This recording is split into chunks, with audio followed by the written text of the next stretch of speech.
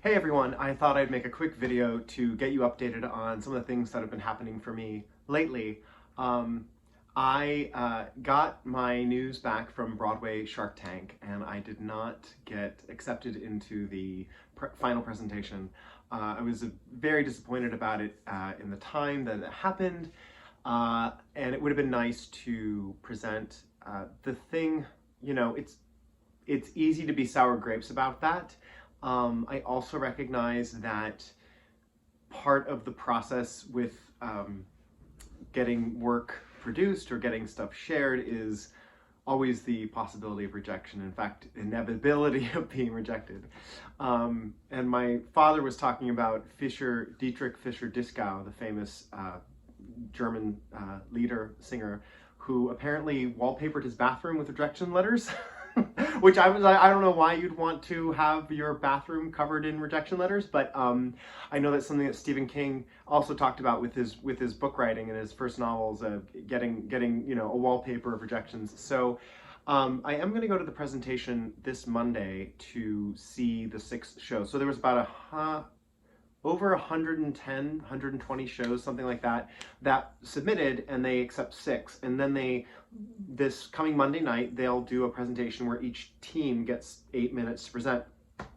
The part that made me a little wary of it all, or at least I don't know how I feel, is that then the audience watching these presentations votes on the show they like best. So it's the most popular, which has that has its merits, and then that show I think gets some producing some backing. I've sent The House by the Sea. I sent it to a couple other theaters. In fact, one company got back to me, and I thought it was a workshop, and it turns out it was a writing class. I guess I missed the fine print because I've just been trying to send this out to as many places as I can to both get the feedback, but then also get either some funding or some place to work on it. I think what's true about a lot of new work is part of me doesn't really know, is this making sense to anyone else? Is it not making sense? And I had a wonderful Zoom conversation with that theater that it was more classes actually, and they were very excited about my work and wanted me to then sign up and pay for classes with them. Which wasn't necessarily what I was looking for. In fact, they looked at my resume and they looked at the work I've done, and the response I got was, "You're so advanced. You're more advanced than most of our students." And I'm thinking, I did the BMI workshop, which is the program where, Avenue Q and Next to Normal and Maury Yeston, who wrote Titanic, and Bobby Lopez, who wrote Avenue Q, and his wife, they wrote Frozen. I did that program, and this was another program asking me to take classes with them, but then I would be more advanced than their students. So it was actually it was very nice, but also kind of like I wasn't sure I wanted to pay for classes with that. I will say, and I don't know if you can see right behind me, I've got my recording equipment set up. Actually in the hallway I've got the recording equipment set up. I just had a recording today. I last week had a benefit concert in which a couple songs of mine were in. One was from The House by the Sea, the duet A View Like This, which is a scene that I really feel strongly about, where the two characters are ruminating over a painting and how they feel about each other, and it's a wonderful, amorphous, very impressionistic moment.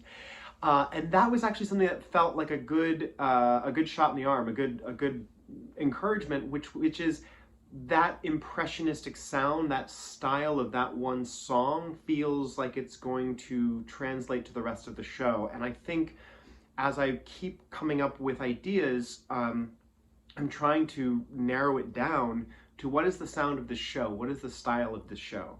That, at least for me, is important. It may not be the primary focus of other writers or other people's feelings when they go see a show.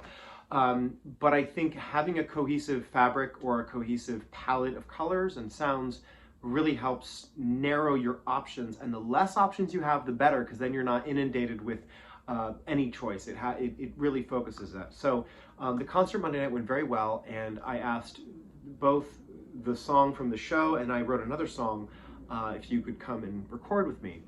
And we were just talking, the performer and I were just talking about how I've been able with the home studio, and I've shown you some of this work where I'm editing voices, or I'm adding the plug-in of the different piano sounds or different instrumental sounds. I'm able to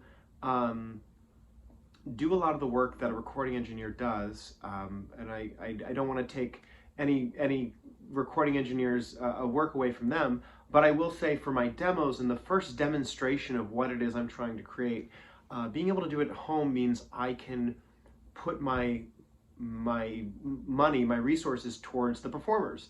That the simplicity of a piano vocal demo, of just getting the basic track made for whether it's a competition or it's a workshop or it's for a director, what I'm showing the world, what I'm showing other people, is much cleaner and much simpler than just using my iPhone or whatever. But I mean, it's clean, and I don't have to go to a studio to do that. And that, as an independent musician without endless amounts of money or funds, that makes a huge difference, if that makes sense. So we just recorded one song. I have the duet, the couple coming over this week. They're going to record the song, and then I think I shared a couple of the songs from the show in my pitch to the Shark Tank, and then to, I'm sending it to as many theater companies as I can.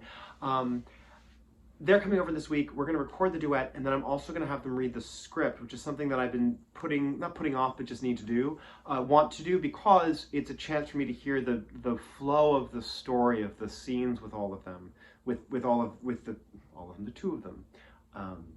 The other thing, I sent the materials off to the theater in Palm Springs. I don't know if I mentioned this, but the theater in Palm Springs, where I did a concert last May, they have a new works development, and the artistic director sort of prompted this for me, or at least, asked if I had any new work to share. And I spent this summer writing, as I continue to write, but being able to sort of make those deadlines for myself is very important.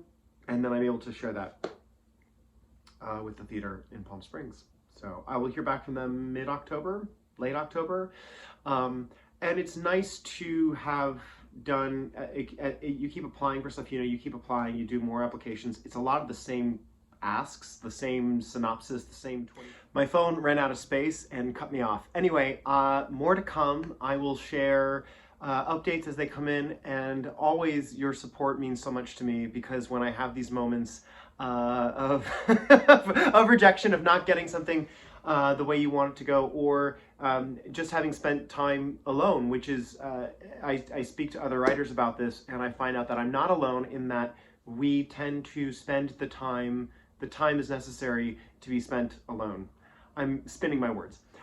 It's very important that we're able to sit alone with our thoughts, to write, to hash it out on the piano, whatever it is we need to do to hopefully come up with something that is making sense to be communicated, to be shared. So thank you all for listening, watching, writing back. I love reading your comments. I love getting your feedback, your thoughts. It's all inspiring. So please keep it coming, and thank you. I'll talk to you soon. Bye.